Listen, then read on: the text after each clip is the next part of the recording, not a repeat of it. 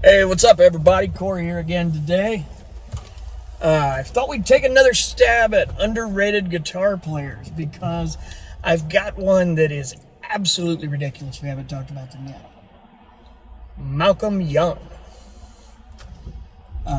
When it comes to AC/DC,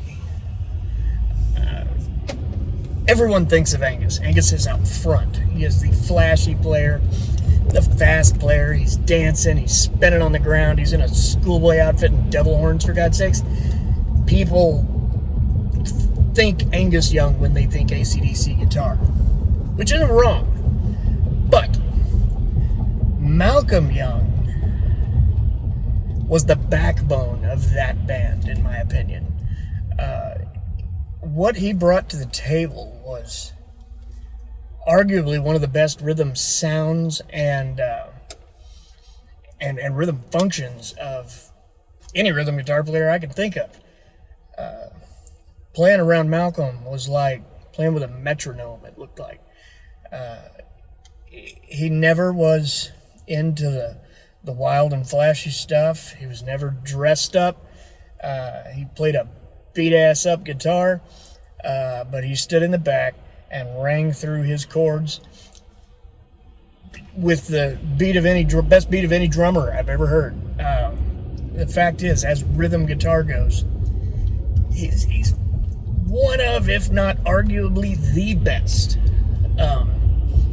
He knew his place, he knew his role, and he stayed in it, almost like a bass player in a way. But the interesting thing about Malcolm is that before he died, you never really heard anything about him. I mean, you knew he was their rhythm guitar player. You knew he was Angus's brother. You knew some of the story. But, I mean, Malcolm didn't do things like interviews. I need to do some research and see. I'm sure there's a couple out there, but there's not much. There is, he always kind of kept to himself. He was a little more quiet, at least to the eyes of a fan. But he brought something to AC/DC that was borderline irreplaceable. And that was this percussive, powerful rhythm guitar sound. And mind you, rhythm guitar in some cases needs to be percussive. You've almost got to think of it that way. It's like you're keeping time. Rhythm guitar is part of the rhythm section in any band. It should be. So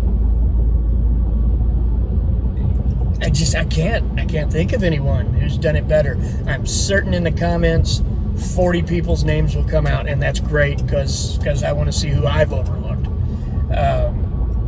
But when it comes to playing rhythm, Malcolm was the freaking man. Not to mention the fact that Malcolm was a hell of a songwriter. I mean, a lot of their riffs and licks came from Malcolm. When they talk about pulling AC/DC music out of the vault, they're pulling out Malcolm Young licks and riffs and songs that he physically played on. In an interview yesterday, actually, Angus Young said, that they're sitting on a treasure trove of old music on all kinds of different formats, and that the formats are an issue for them because, when cassette was big, they were on cassette. When CD was big, they were on CD. Then they were on DATs and ADATs and all the other modern technology and everything in between. So managing to keep that all working good and able to restore the music quality on them might be tricky. But there's a lot of music out there we haven't heard, is what he was saying. And all of that will involve Malcolm. Because he said this is from the length of their whole career. So you're talking about 40 years here, 50, almost 50 years of songs, demos, stuff that got cut off albums, maybe early versions or demo versions of big songs. There's all kinds of stuff. The Bonfire collection was great, but he made it sound like there is just an obnoxious amount of this. And God, I hope so, because I am an AC/DC junkie. And the interesting thing about Malcolm here is, when Malcolm died, it was kind of largely assumed they would just call it that. Then they kept on. They brought in his nephew. Nephew? I need to double check that. And then, they toured again. But supposedly he played a big role on this new album. That, lots of these songs are Malcolm written, or at minimum Malcolm inspired riffs, song ideas, maybe lyrically as well. So I'm anxious to see. The album comes out in about 15 hours from when I'm recording this, and I'm anxious. I'm going to stay up and listen to it at midnight tonight, so see what it sounds like. Hopefully it's good.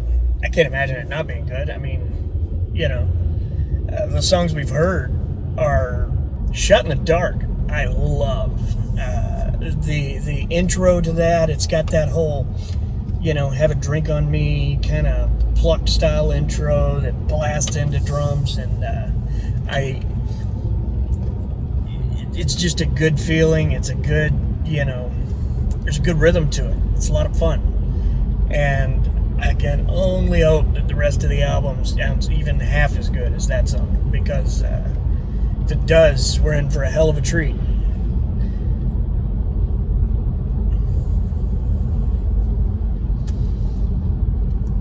The interesting thing about Malcolm is I believe people in the guitar community always knew and appreciated him for what he did and what he was. But outside of that, I think people just kind of glossed over it. Even with that said, though, even in the guitar community, you didn't hear discussions about Malcolm Young. Never. Not never, but it was rare until he died. And then that's as usual when everyone comes out of the woodworks and falls in love with whoever just died. But in his case, it was about time, frankly. I'm really glad that happened, and it's a shame he wasn't here to see it. I don't know if he's a guy who would have even cared about recognition. Probably not. He doesn't strike me as that kind of guy. But he was deserving of it, if that makes sense. Interesting thing from an interview yesterday about Malcolm was that apparently Eddie Van Halen was very fond of him. I know they did some touring together in Europe and stuff, I think in the 90s, late 80s or 90s, and supposedly got a little close, it sounds like. I thought that was kind of neat. But, we'll see where AC/DC goes. There's, different directions they can take. This one album could be it. But frankly, in the press leading up to it, Angus has kind of insinuated that they're not done even with this one. So maybe they just keep rocking until they're 107. I hope so. As long as the music's good. The interesting thing about that band, though, is early on, they found a formula. More than half of their music is combined of, some combination of, an A, C, D, and a G chord, with occasionally minor. And that's where they live. But they never, throughout the course of their career, decided, let's shift a little this way, let's shift a little that way.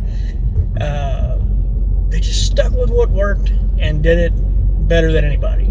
They're not a metal band. They're just a rock and roll band, and they do rock and roll band better than anybody. When you think of, the only time I can think of that was a little out of the box, honestly, I would argue was, I think in Dirty Deeds Done Dirt Cheap, they were still finding themselves. But on the Razor's Edge is different. It's a lot more produced, obviously. But it never lost them. They were never the big power ballad band. They were never the, they were party music. AC/DC was party music. And it was great. It's still party music. It's also an excellent band for people new to guitar to learn to love, because their music is mostly playable. I mean, some things are hard. I mean, it's got its tricky spots, but for the most part, you can play along with an AC/DC song. You might have to jack around with some tuning or something that would be a little weird, but even that's not an all the time thing. So, but you know, if you're a new player, you need to be learning songs like Highway to Hell, Hell's Bells, Shoot to Thrill. There's another good easy one. You know, those songs are there. They're fun to play. They're easy to learn. And they're absolute classics. I mean, for God's sakes, it's Highway to Hell. You know, what more do I need to say? So hopefully, moving forward in time, we'll continue to see Malcolm be remembered for not just what he was, but for who he was and what he brought to the table and what he brought to rock and roll, which was the punchiest rhythm guitar sound you've ever heard. Plain and simple. I'd like to thank everyone for taking a minute to watch today. As usual, please like, subscribe, you know the routine. Reach out with any questions, comments. I always love to talk, and I do my best to respond to all comments. So thanks for watching, and we'll be back with some more stuff in the next day or so. See ya.